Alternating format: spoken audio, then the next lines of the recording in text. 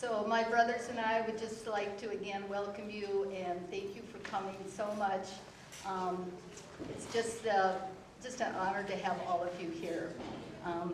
If you have not gotten a program or a name tag, feel free to stop at the back table and get one. To start out, we'd like to welcome Reverend Howard Bell from Mayflower Congregationalist Church. So, Howard.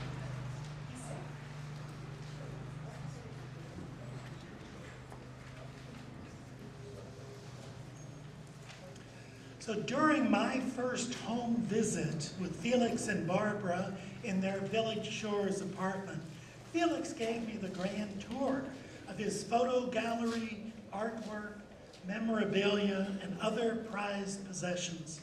He enthusiastically shared with me his career accomplishments, his world travels, his delight in his 77 years of marriage to Barbara, and his pride for all of his beloved family, children, grandchildren, great-grandchildren. Barbara was a light beam of hospitality. Her care for anyone who came into her presence was clear. She always demonstrated her deep love and care for Mayflower Church and for her many friends that she developed there over more than 70 years. Barbara exuded a love for life and a devotion to numerous volunteer activities. Thanks be to God for the lives of Barbara and Felix Perry. And now a remembrance from Reverend Sarah Campbell, Mayflower's lead minister. I'd hear Felix in the hallway every Sunday morning at about 8:15, hanging up his coat and getting his name tag. His friendly, jovial manner woke the place up if we were sleepy that morning.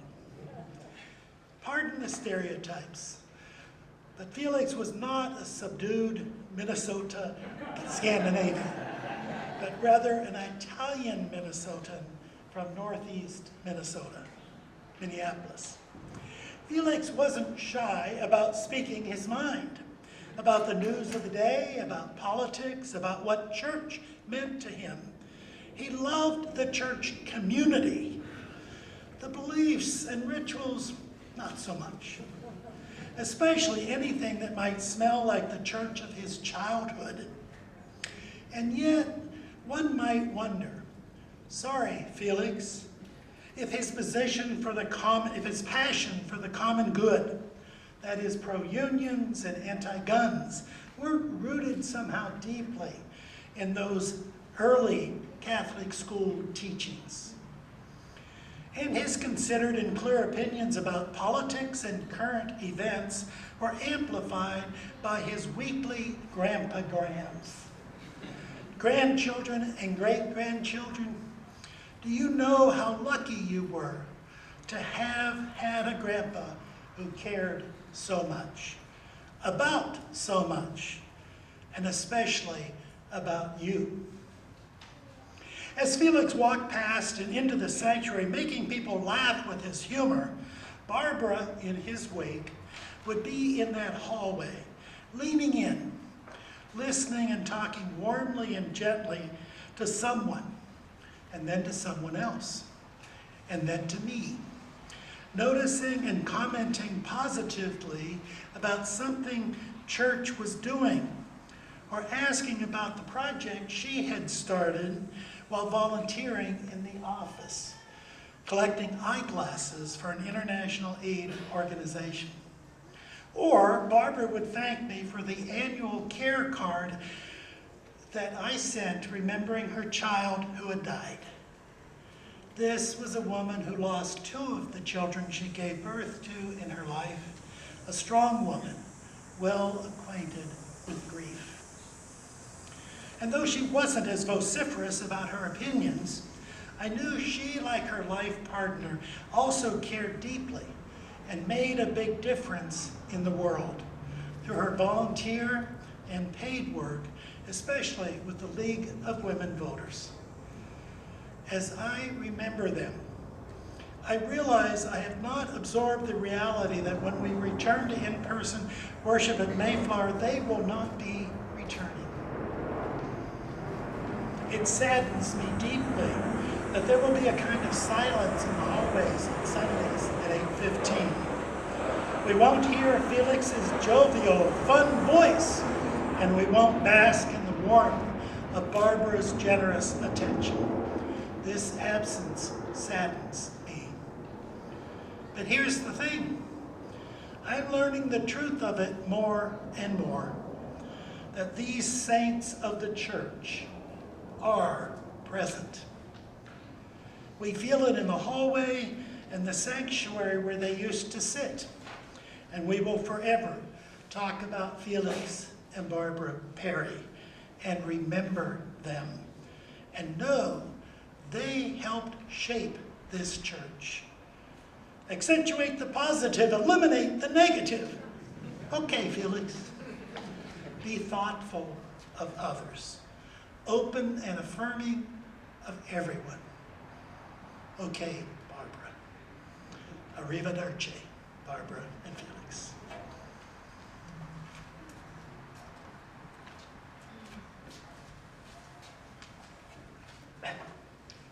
Thank you very much for coming today to remember Mom and Dad. It took a while to organize this, but we did it.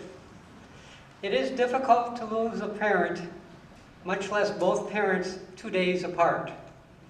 Several people told me what a tragedy to have your mom and dad pass away so close together. I do not think so. After spending 77 years together, they would have been very lonely without each other. They depended on each other so much. To me, this is reinforced by the last sentence, my dad's last grandpagram 5 weeks prior to his death.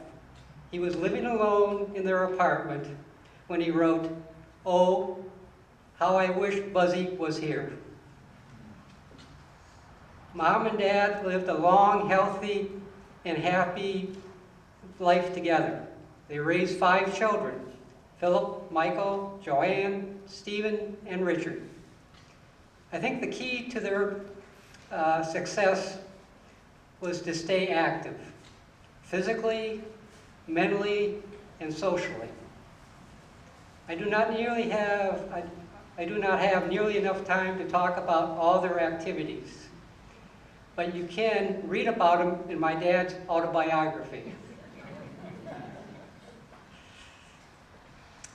Dad retired in 1991 at age 71. So without his job as aeronautical engineer that he kept him busy for 48 years, he needed something to do. So he started writing his autobiography. It is detailed, it is long, and he's continuing to add to it all the way up to the end. Around 2007, Dad began emailing his 4 grandsons, Andy, Ben, Anthony, and Nicholas, and other family members and friends with what he called his grandpagram. The purpose was to keep them informed of family activities with lots of pictures, to give advice, give his opinion on politics, provide vocabulary lessons, and included an update of his stock transactions. 12 and a half years ago, we held a funeral for my brother Mike. Mike's passing was very difficult for all of us, especially Mom and Dad. We had several people talk about Mike. After the ceremony, one person came up to me and said that with all those wonderful stories, he had never laughed so much at a funeral before. That is the tone I'm aiming for. To overcome the sadness by remembering the good times. It is like Mom's philosophy of life. When something bad would happen, she would say, "It could be worse." The world would be a better place if everyone had such a positive attitude instead of fixating on their resentments. Dad was an only child, and his father died when he was 13 years old. It was mostly just him and his mother, Jenny. He did spend several summers at the farm of his grandparents, Philip, who I was named after, and Euphronia Schul near Comstock, Wisconsin. Mom was the youngest of 5, but it was just mostly her and her sister Jenny at home. The 3 older siblings were out on their own. Mom was actually closest to age to her niece Betty, who was 4.5 years younger. Both Mom and Betty used email, but they much preferred to write long, handwritten letters to each other. This is now a lost art. Mom, in her journal about her family, she described her siblings as follows. Albert was the forester. Dorothy was the artistic one. Margaret, the smart one. Virginia, the social butterfly. And herself, the baby of the family. When I think of Mom and her 3 sisters, I think of a line from a Prairie Home Companion.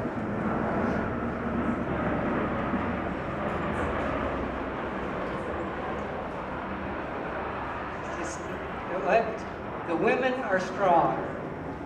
I think it absolutely describes the 4 sisters. Mom and Dad began dating at the University of Minnesota. They both attended Marshall High School in southeast Minneapolis and were 3 grades apart. Dad wrote in his autobiography that during high school, he was not aware of her existence. Dad was introduced to Mom by Jerry Walsh, but nothing came of it at the time. Jerry married Mom's best friend, Harriet Gasser. Sometime later, Dad's attention was caught by a picture of Mom and her sorority sisters in the Minneapolis Star-Journal for Snow Week. So he called Mom and asked her out for a date. This time there were sparks, and it wasn't long before Mom's old boyfriend was history. Mom and Dad, Harriet and Jerry, were good, close friends for the rest of their lives. Mom and Dad were married on September 11th, 1943. 9 months later, I came along. Then every couple of years came Michael, Joanne, and Stephen, with Richard a few years later. When Joanne was born, we lived in Dad's mother's house at 1720 Como. Grandma also rented out rooms, but only to men. And in her large 3-story house. It only had 2 bathrooms for everybody. It was somewhat hectic. Now with 3 children, Mom and Dad decided they needed a house of their own. So they bought the house on Irving Avenue.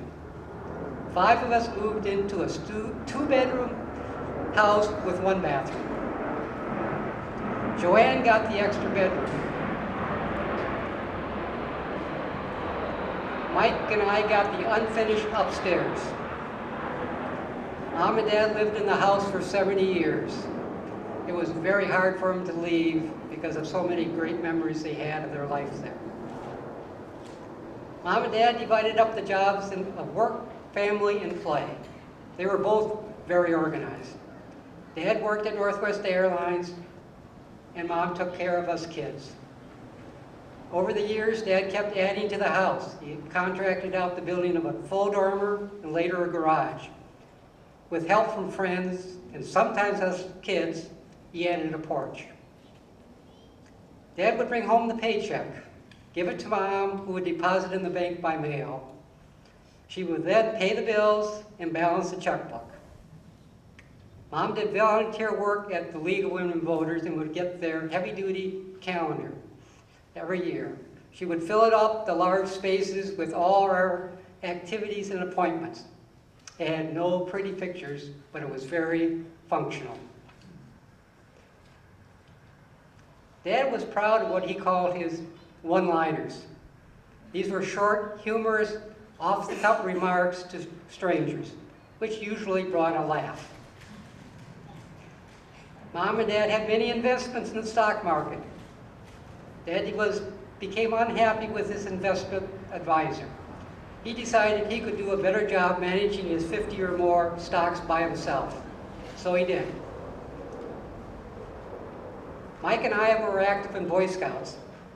We went to summer camp in St. Croix River for many years. It was Mike and my favorite activity. Unbeknownst to me at the time, and to many years later, Mom also looked forward to Scout camp because she could then spend 2 whole weeks with Joanne without 2 active boys around. Mom and Dad loved to travel. One great benefit of working for Northwest Airlines was the passes we could use for flying. The downside was we often got bumped off for paying customers. We spent a lot of time in airports waiting for the next flight. We thought it was just part of the adventure. Our first major camping trip was Dad driving us in the station wagon to Yellowstone National Park in 1955. This was pre-interstates, 2-lane roads. We slept in tents, and Mom did the cooking over the camp stove. What a vacation. Mom was pregnant with Richard at the time and got sick and was in the hospital for a couple of days. Her roommate was a park ranger's wife, and she had lots of great stories about the dumb things people do in the park.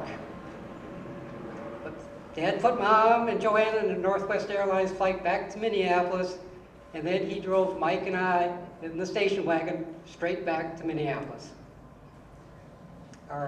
One of our most memorable canoe trips to the Boundary Waters Canoe Area is our 7 to 70 expedition in 1989. There was 12 of us. Dad was the oldest of 70. Nicholas was the youngest of 7. The permit limited a group to 10. During the trip, a wilderness ranger canoeing in the opposite direction saw us. He told us that we had 1 person too many and that we should stay at 2 separate campsites. We said okay, but we didn't. And we were glad that they missed counting Nicholas because he was in the bottom of the canoe sleeping. Mom and Dad participated in a wide variety of activities. Their favorite was ballroom dancing. They often received compliments about their quality of their dancing. Downhill skiing was their favorite winter activity. They skied in the Midwest, in the Rockies, in Europe, all the way up into their 80s. Dad last skied at Buck Hill at the age of 93. There are so many more stories I could tell, but I don't want to take any more time from our other speakers. Thank you.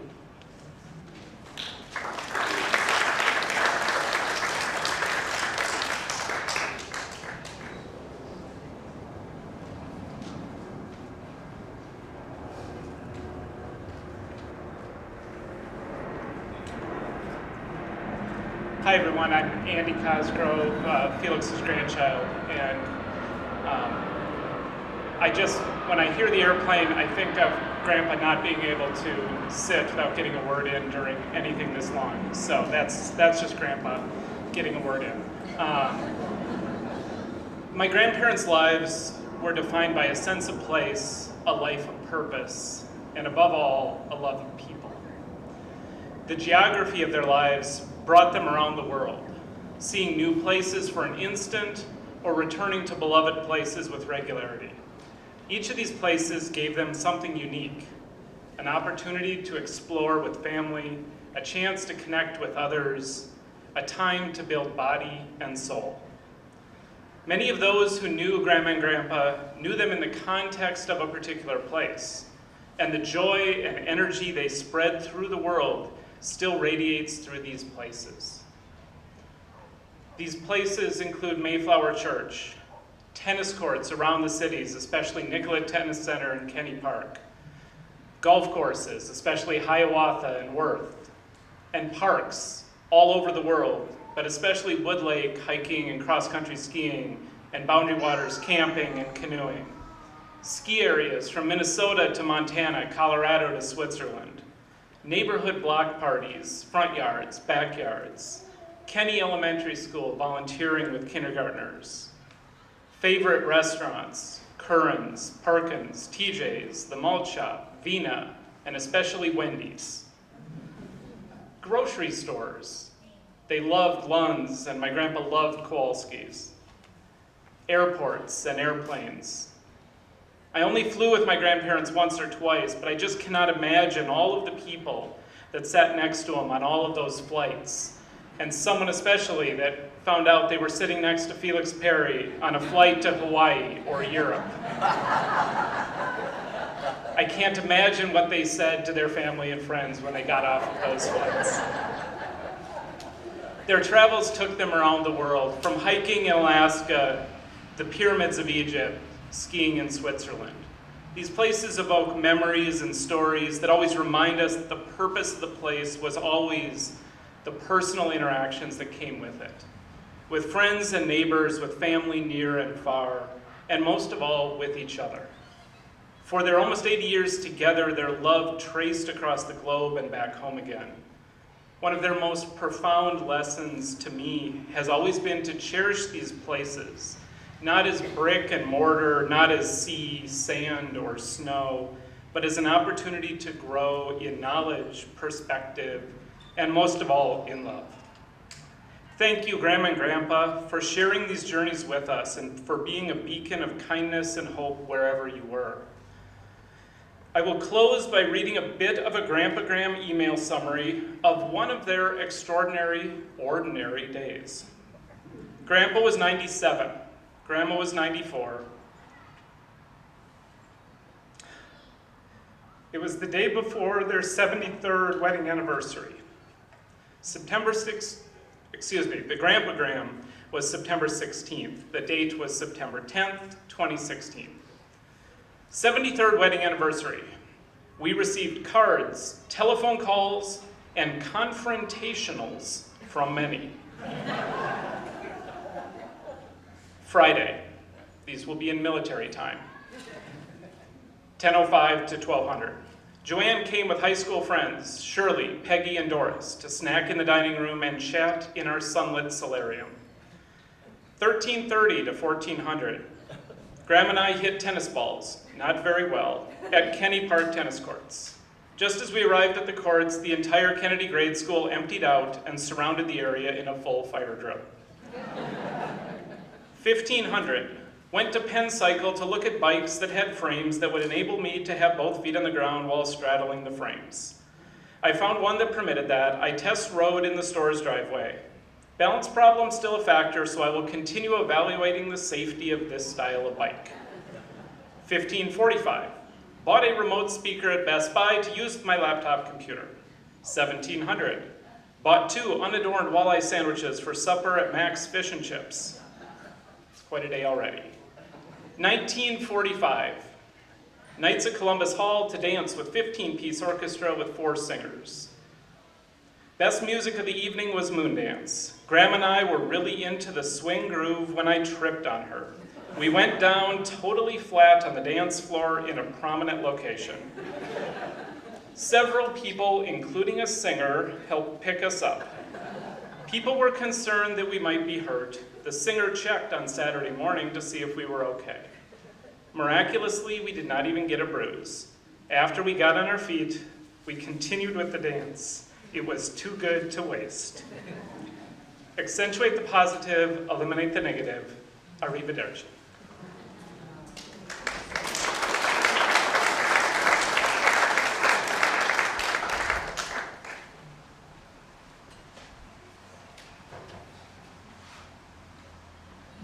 Hello, everyone. I'm Anthony Perry. I'm grandson number 2. It's an honor to speak to you today about Grandpa and Grandma Perry. I feel so fortunate that they were in my life for so many years.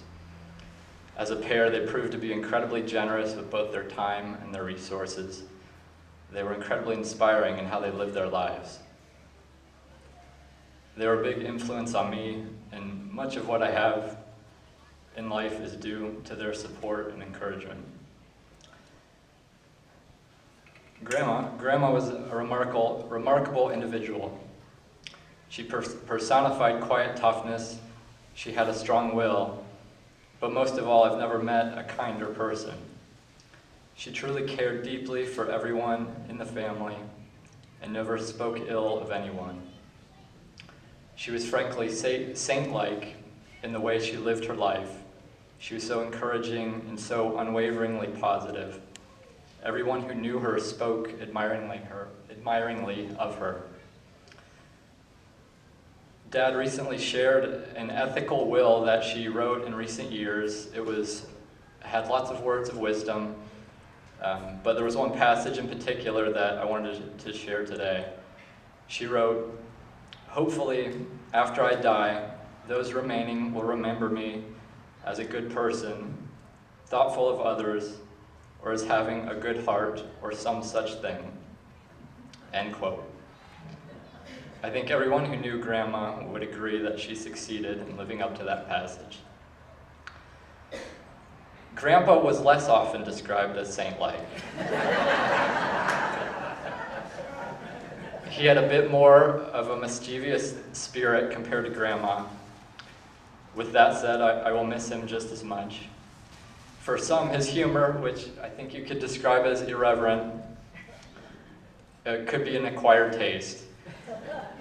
But I always enjoyed it and enjoyed his quick wit, his stories, his perspective and opinion on politics and life, his wisdom and knowledge. He was a true character, and anyone who knew him would understand that.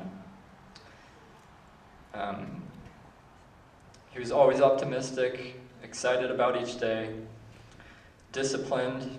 Through healthy habits, he reached his goal of living to 100. And, so full of life. It's for all of those reasons that my wife Astrid and I named our son Aiden, named his middle name Felix when he was born back in November.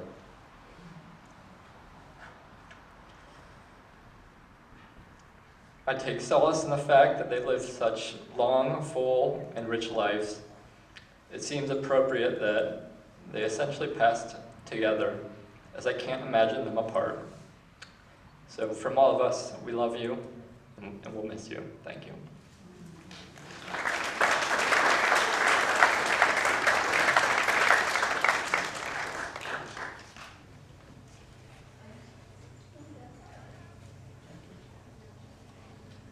I'm reading this on behalf of my brother Benjamin, who cannot be here today.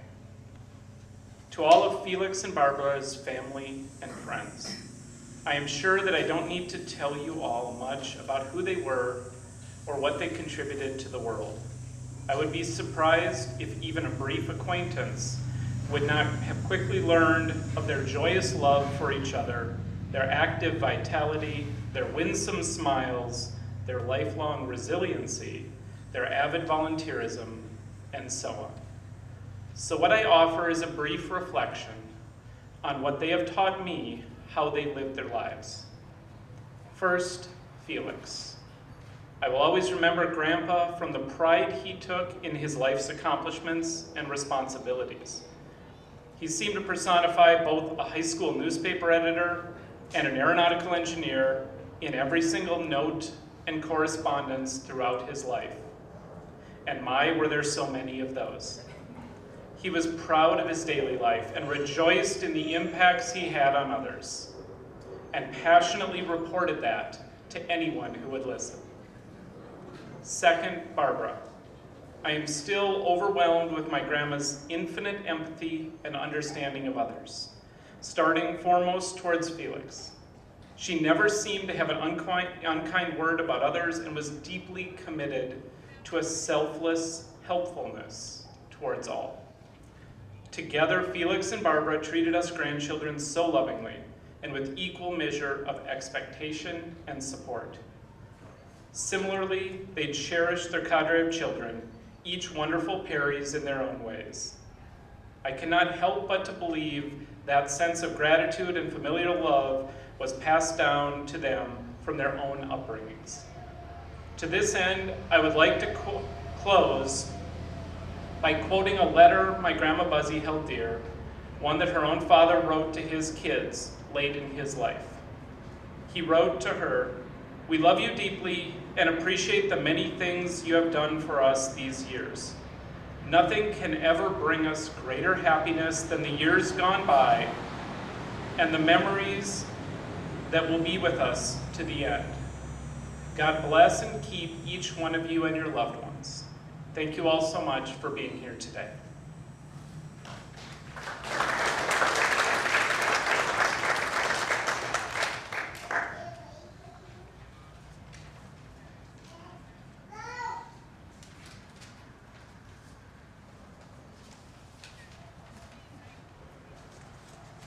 Hello, I'm Nicholas Perry, Anthony's brother and the youngest of the grandchildren.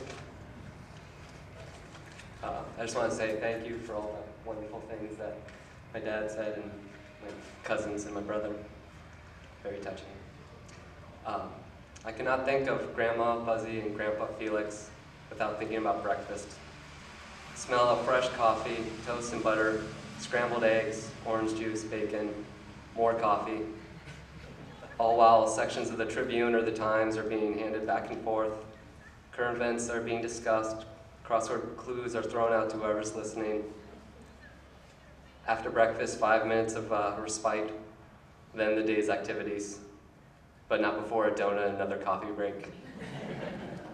The details of the adventures can be found in the bi-weekly Grandpa Graham and archived in detail in Felix's autobiography, which I'm sure you all have a copy. And also all written in Felix's signature style of self-deprecating yet very boastful humor. He was proud of his comedic abilities, but he was very proud of his comedic abilities. I'll leave it at that. But he would be quick to point out that statistically his positive interactions were far greater than the negative, most likely in the 90 to 95 percentile success range. Felix was excellent with numbers and also explanations. He had an explanation for everything. He could fluidly extrapolate on a matter of subjects from the landing apparatus of a Boeing 747, proper composting techniques, or why he drove down the wrong way down a one-way street. And also how, if it wasn't for Buzz's excellent backhand, he probably would have won the match. Grandma could outplay him in almost every sport, actually every sport, and he would be the first to celebrate it. While she shrugged it off, forever the gracious winner, she had the middle name Grace, which was very, very appropriate. She loved to play, and her happiness while playing was radiant. She didn't talk, she sang, her voice dancing in the air. She always showed gratitude for being surrounded by the people she loved and the people who loved her, who, as far as I could tell, was everyone. Her love for her children and her grandchildren and great-grandchildren grew larger each day and for every new family member. Both of them were full of love and compassion, and for all their progeny and all their friends and everyone in their life. It's because of their love and compassion that Anthony and I have our Father, who raised us with patience, and compassion and love, just as they raised him.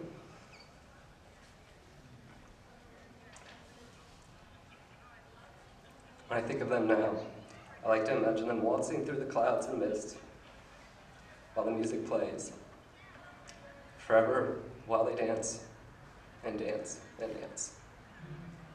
Thank you.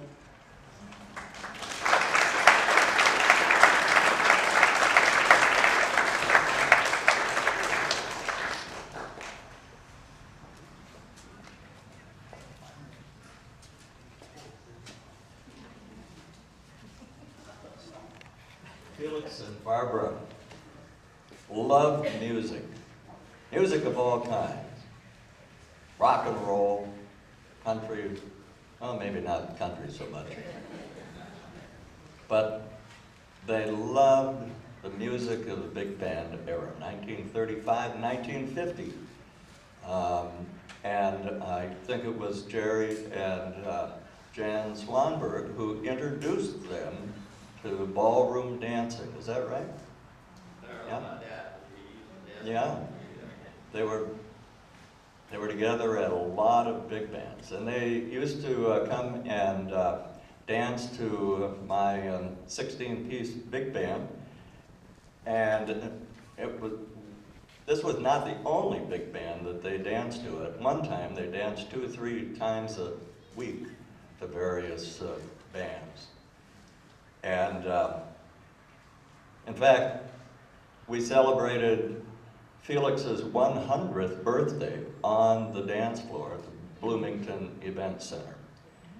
And of course, comes as no surprise that Felix always had an opinion about the quality of music. And believe me, at coffee hour on Sunday, I would hear if he thought the drummer was drifting a little, or he didn't like a particular song that we did. My favorite story of Felix, though, was one Friday night at the dance, he asked me, this is a couple of years ago, he asked me, when are you going to sing in church again? You haven't been there for a while. And I said, you know, strangely enough, I'm actually singing this coming Sunday, Felix. He said, oh, okay, good. What are you singing? I said, well, I've got a little 3-piece combo of upright bass player, David, on beatbox and piano player. I'm going to do Louis Armstrong's What a Wonderful World. Oh, good. And I said, Nat King Cole's Nature Boy. Nat King Cole's Nature Boy. I said, yeah. Going to do it in a Latin bossa nova. He said, you're going to do bossa nova at Mayflower? I said, yeah. He said, if you do that, I'm going to get up and dance. And that's what happened. We started that song, and Felix popped up from his usual spot, second pew from the end, center row, right side. Barbara didn't follow him this time. And he danced the whole tune back there by the ushers. And I had a hard time keeping from breaking out and laughing, but it was wonderful. He was just into the bossa nova. The family chose this song because it was one of the great pieces of work by the Gershwin brothers, Ira and George. George was the composer, Ira was the wordsmith. He was the older brother, and he was this lyricist. And after George died, Ira discovered this melody, and he put words to it. And it talks about love, a love that endures. And I think that's what Barbara and Felix had. A love that even death could not stop. So here it is. The Gershwins, Our Love Is Here to Stay.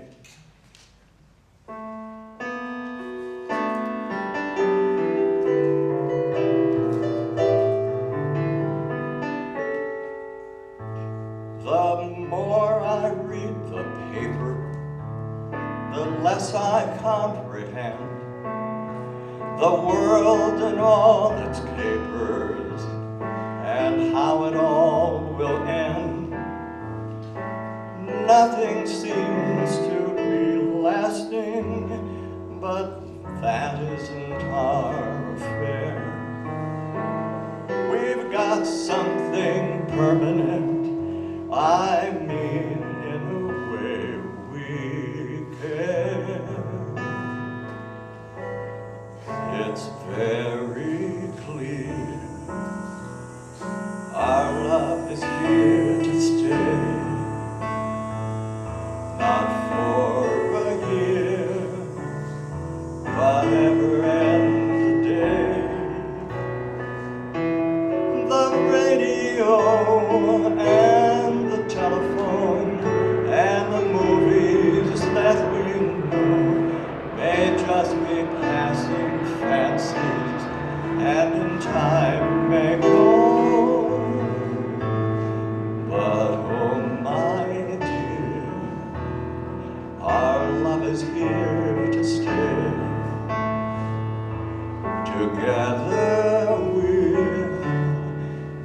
in a long, long way.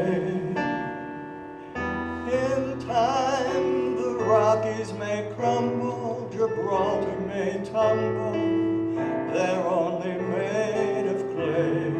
But our love is here to stay.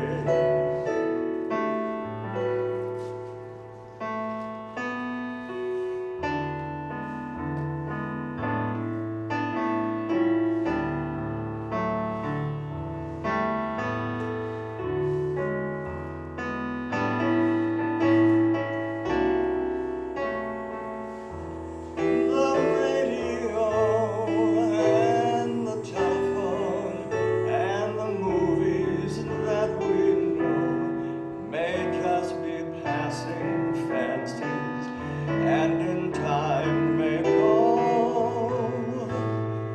But oh my dear, our love is here to stay.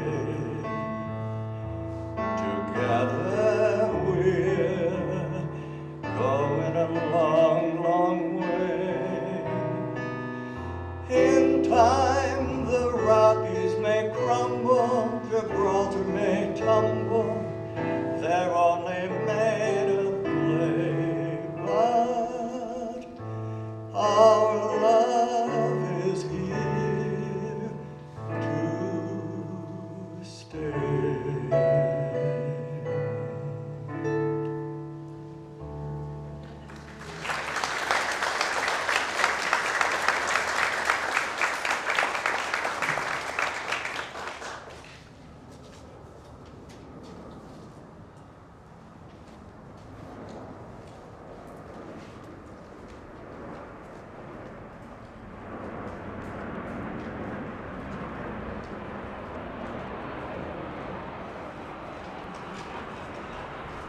Hello, my name is Phil Williams, and I'm Felix's first cousin. Our mothers, Adeline, mine, and Jenny, Felix's, were sisters. And just a footnote, if you thought Felix was a character, you should have met his mother. And for you women, she was probably one of the first women advocates in the state of Minnesota. It had to be top 3 or 4 for government changes for the care of mentally challenged kids. And I was 10, 12, whatever, and very proud when she had an article in the local paper when she would show up at the mental health facilities and say, hey, we got some problems with my grandson. So that's where he got his spunk from. And to kind of build off of what Nicholas said, when I think of Felix and Barbara, I think of food, eating. It seems like that's what they did frequently. And Felix loved to talk about crisp bacon, waffles, and thick bacon, and French toast. And they didn't talk about going to Murray's or Ciao Bella. They talked about TJ's and Kern's, Wendy's, and a slice of pizza here. So eating was a big part of, when you're on this earth for over 200 years, you can imagine the meals they ate. And as been said, they were really a remarkable couple, and every meal with them was special and friendly, and I was fortunate, of course, to have a few, as I'm sure all of you were, and they were wonderful to be with. You can't put it any other way. But as Felix, we all know, his profile is kind of coming to light. He was very proud of his high school weight, that he was at his high school weight, and I'm sure Barbara had to be close. And of course, one of the reasons is their activity. They love to dance, they skied. Who skied at 80 or 90? And the Felix is rollerblading, and the golf, and they're just a remarkable couple. They were really a poster for healthy lifestyle in the modern age. And they kept their minds sharp, as been mentioned, with the New York Times and Star Tribune. In the many books, I understand that, but they were just very active minds. And one of my favorite encounters was a Saturday, a weekend Saturday. We had a first cousins reunion. And we got the call from Barb and Felix that they couldn't go. They had bad colds. I think somebody might have had pneumonia. They were on medication, so they couldn't go. So we went, and at this little cousin reunion, one of the cousins had made a statue, a carved statue of a farmer. And I was asked to bring theirs to them, which I did. And so I'm bringing it up to the house. And I told Lois, we'll just drop it off and we'll get out of here, because you know they're not feeling well. And when I'm not feeling well, I'm not very friendly. But oh, you got to come in. We want to know what happened, who was there, what was said. So we're getting through this, and they're getting all animated. I'm saying, Lois, you know they got cold. We gotta get out of here. And so we said we're gonna go because we know you want to rest. They said, oh. No, we're going dancing in a couple hours. We're going up to Coon Rapids or Blaine. I thought, it's a long drive. But anyway, that's what they were going to do. So on the way out, we commented on what a active and pleasant couple they were. And they were very special individuals. But they were really just the poster couple. There's just so many things that have been said. You just can't get enough, is it adjectives or adverbs or about those two. And I guess in closing, I'm going to say, I'm going to miss them.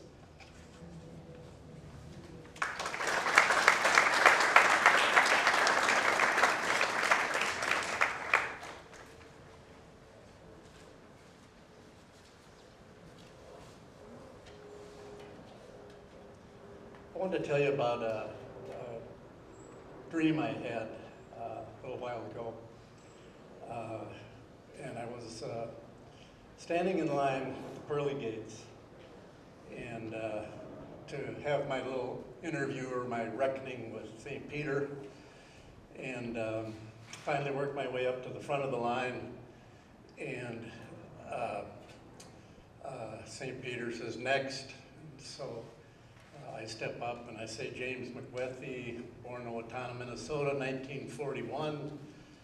He says, okay, and he starts shuffling through his enormous file of records that he has in front of him, and he's flipping pages, and all of a sudden he stops, he says, uh-oh, and which the phrase uh-oh isn't what you probably look forward to hearing when you're having your reckoning with St. Peter. And I said, uh-oh. I start to sweat a little bit. Uh-oh, what do you mean, uh-oh? He says, well, here's the thing. We got a new guy up here in the 2020, and his name is Felix Perry. And we put him in charge of the records for Minnesota, Wisconsin, Iowa, the Dakotas. And he's a wonderful guy. He's a good man, doing a good job. He's smart, intelligent, honest, hardworking. But he said, here's the thing.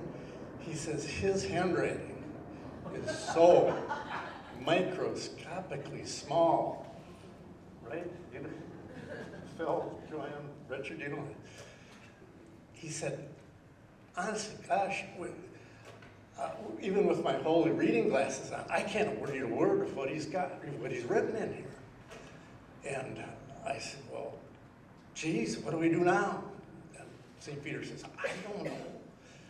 And so he's thinking, he says, I got an idea. He says,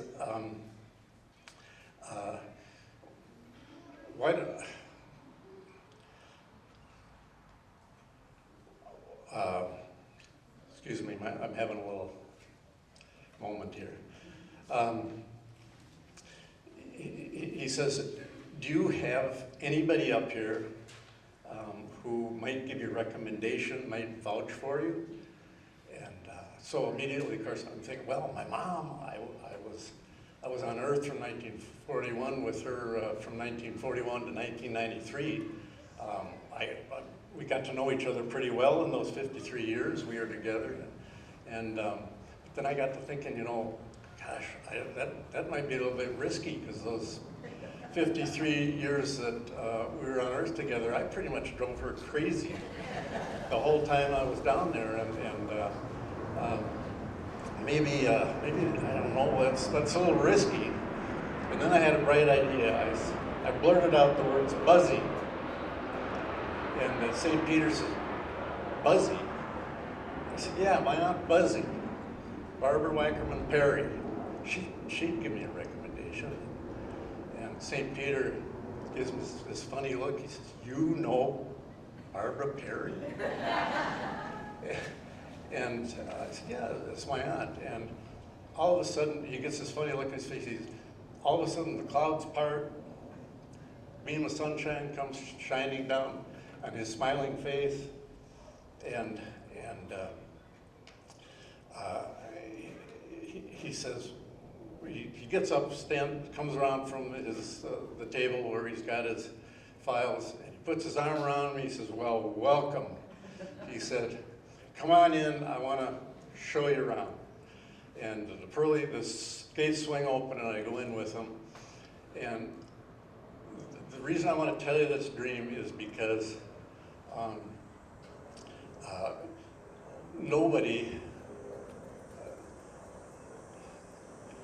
my Aunt Buzzy was the kindest, sweetest person. I want to remind each one of you, when your time comes, and your time will come, I want to remind you to play your Buzzy card.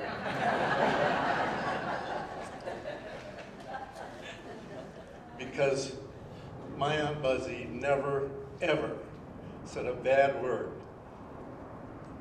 an unkind thing, and you all know that, to anybody in her entire life.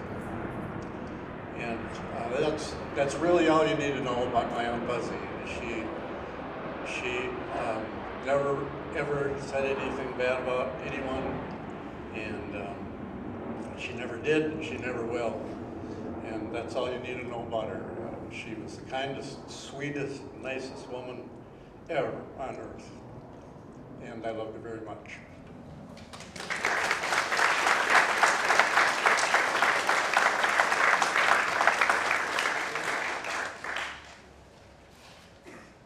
We'd like to thank all our program participants and guests for helping to make this a special celebration of our dad and mom's lives. Everybody's invited to stay for visiting and refreshments. Thank you.